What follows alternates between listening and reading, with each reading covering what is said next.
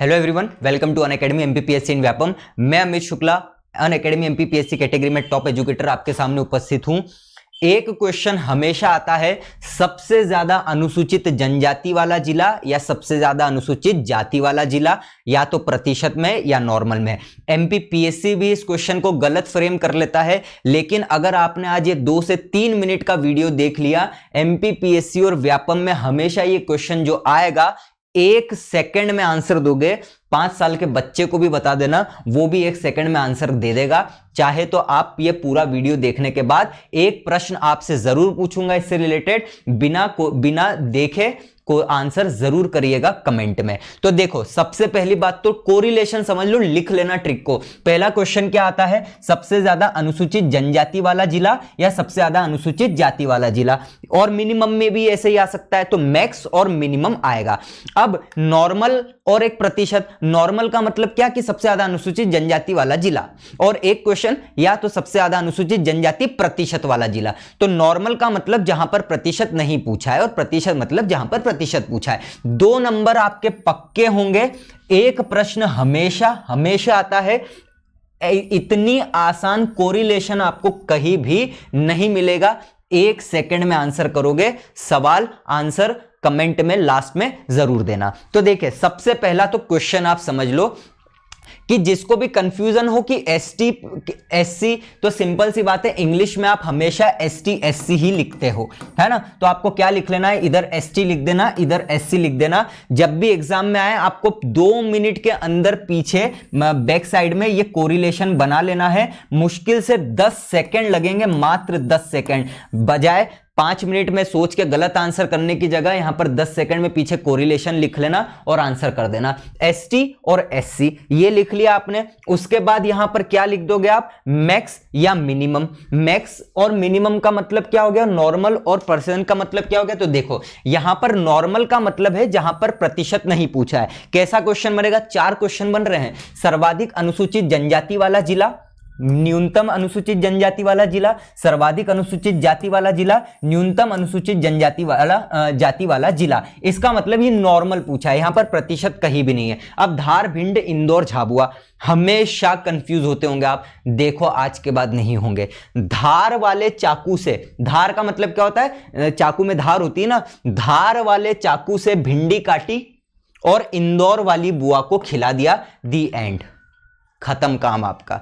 धार वाले चाकू से भिंडी काटी और इंदौर वाली बुआ को खिला दिया। आज के बाद आपसे गलत नहीं होने वाला है, लिखने की भी जरूरत नहीं, 2 बार सुन लोगे आप आंसर करके आ जाओगे। अब देखो, यहां पर मिनिमम में भिंड लिखा है, यहां पर भी मिनिमम में झाबुआ लिखा है। धार वाले चाकू से भिंडी काटी और इंदौर वाली बुआ को खिला दिया।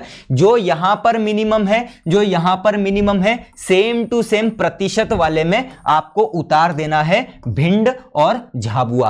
अब यहां पर भी 4 क्वेश्चन बनेंगे। सर्वाधिक अनुसूचित जनजाति प्रतिशत वाला जिला, न्यूनतम प्रतिशत वाला जिला, सर्वाधिक अनुसूचित जाति प्रतिशत वाला जिला, न्यूनतम अनुसूचित जाति वाला जिला। 8 क्वेश्चन आपका 1 सेकंड में बन जाएगा। तो भैया क्या बोला मैंने, यहां का मिनिमम नीचे उतार दिया, यहां का मिनिमम नीचे उतार दिया। तो भैया ये देख लो, भिंड हो गया और झाबुआ हो गया। और भैया राजा कौन है, उज्जैन के, महाकाल है, तो भैया राजा उज्जैन के, खत्म बात। 8 क्वेश्चन 1 सेकंड में आंसर करके आ जाओगे।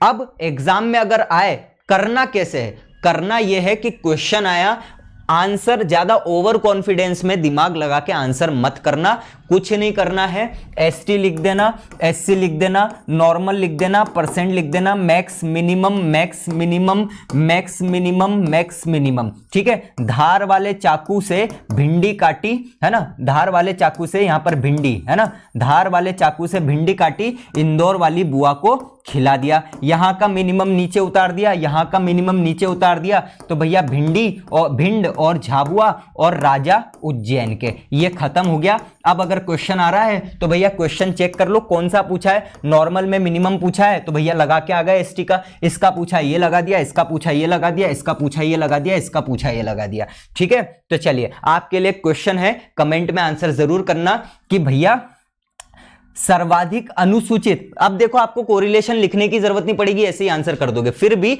लिखना जरूर और फिर आंसर करना। सर्वाधिक अनुसूचित जनजाति प्रतिशत वाला जिला आपको बता देना है। कमेंट में आंसर जरूर करना, लाइक शेयर और सब्सक्राइब जरूर कर देना अगर आपको पसंद आया है तो। इसी तरह से मैं हमेशा कोरिलेशन से पढ़ाता हूं। अप्रैल के सेकंड वीक से शुरुआत से ही हम चालू करने वाले हैं। एक सवाल मैं आपसे जरूर पूछना चाहूंगा, अगर एग्जाम में पढ़ के जाओगे, सिर्फ केवल पढ़ के जाओगे, आप हमेशा 80 नंबर लाने की जगह 60 नंबर लेके आते होंगे। पता है आपको क्यों?